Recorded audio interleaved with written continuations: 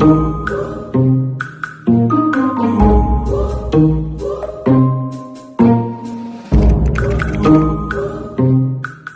dapat ditransmisikan ke makanan oleh penderita yang batuk, bersin, atau tangan penderita yang menyentuh makanan. Namun, virus tidak sama dengan bakteri.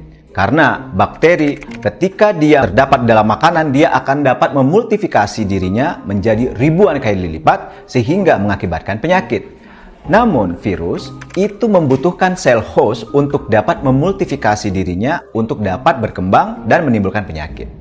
Nah, makanan bukan sel host yang baik untuk virus. Ya, virus bisa mati dengan proses pemasakan biasa. Jadi tidak perlu melakukan pemanasan berlebihan terhadap bahan makanan untuk mematikan virus. Dari pengalaman virus SARS pada tahun 2004, virus tersebut dapat mati dengan pemanasan 65 derajat Celcius dalam waktu 1-3 menit. Dapat membunuh 10.000 partikel virus. Pemanasan ini diperlukan terutama untuk bahan makanan yang dari hewani. Tidak, karena mungkin pada awalnya bahwa penyakit COVID-19 ini muncul dari pasar hewan liar yang ada di Wuhan, sehingga banyak orang beranggapan seperti itu.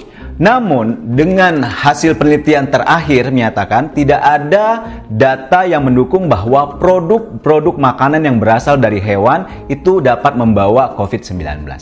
Karena gejala pasien tersebut berkaitan dengan penyakit respiratorik, maka metode transmisinya adalah melalui transmisi pernafasan, bukan makanan. Ya, secara teori bisa saja penderita COVID-19 bersin pada buah apel contohnya, kemudian kita memegang buah apel tersebut dan kemudian kita menggosok hidung kita dan kemudian akhirnya virus tersebut masuk ke dalam saluran pernafasan kita dan akhirnya kita terinfeksi COVID-19. Akan tetapi kemungkinan terinfeksinya jauh lebih kecil daripada apabila kita kontak langsung atau kontak erat dengan penderita. Misalnya bila penderita tersebut berbicara ataupun bersin di samping kita. Sebaiknya setelah kita memegang bahan makanan seperti buah atau sayuran dari pasar, ada baiknya kita cuci tangan dulu sebelum melakukan aktivitas lainnya. Tidak, jadi kita cukup mencuci makanan atau buah-buah yang kita beli dari pasar itu di bawah air yang mengalir. Tidak disarankan untuk menggunakan sabun atau senyawa bleaching karena itu dapat mengakibatkan kerusakan sistem saluran pencernaan. Mencuci dengan cuka juga tidak disarankan karena terbukti tidak efektif untuk membunuh virus. Kecil kemungkinannya, karena menurut CDC, bahwa virus COVID-19 ini ditularkan dari orang ke orang melalui dropletsnya. Sampai saat ini tidak ditemukan kasus di mana seseorang tertular COVID-19 yang berasal dari food packaging ataupun dari bungkusan makanan. Bila pun packaging makanan, contohnya packaging yang berbahan dasar dus, terkena virus COVID-19, maka virus tersebut akan mati dalam kurang lebih 3 jam, sehingga jumlah virus yang hidup sangat sedikit dan tidak bisa menyebabkan sakit. Tidak perlu, karena apa? Karena tidak ada bukti bahwa COVID-19 ditransmisikan oleh makanan-makanan yang diimpor dari negara-negara yang dilanda oleh COVID-19. Yang harus diingat adalah virus tidak sama dengan bakteri. Virus tidak dapat mereplikasi diri di dalam makanan. Dalam penelitian terakhir menyatakan bahwa virus ini akan mati dalam periode waktu tertentu. Walaupun produk kemasan tersebut terkontaminasi oleh virus, maka dapat diyakini bahwa virus tersebut akan mati ketika proses transportasi dijalankan. Para ahli mengatakan tidak perlu. FDA mengatakan bahwa makanan tidak perlu dibuang karena kekhawatiran akan tertular COVID-19. Toko atau restoran tersebut mungkin akan tutup beberapa hari, namun bukan karena produk atau makanan yang tertular COVID-19, namun melainkan untuk tracing dari penularan dari orang ke orang.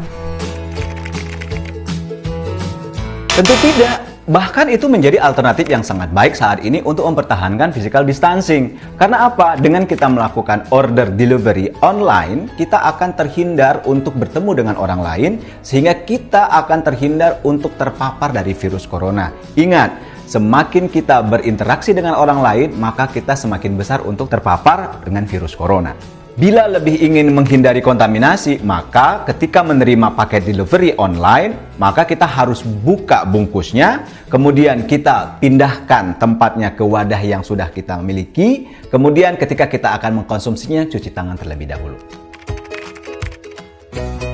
Seharusnya tidak. Menurut FDA, secara umum, restoran harus mengikuti standar keamanan dan kebersihan. Standar ini harus diikuti untuk menghindari infeksi-infeksi yang bisa terjadi dari makanan. Contohnya adalah penyakit Salmonella atau tifus, E. coli, Shigella, Novovirus, dan virus hepatitis A. Bila standar tersebut dilakukan, maka diharapkan bahwa transmisi virus COVID-19 tidak akan terjadi pada makanan yang dipesan.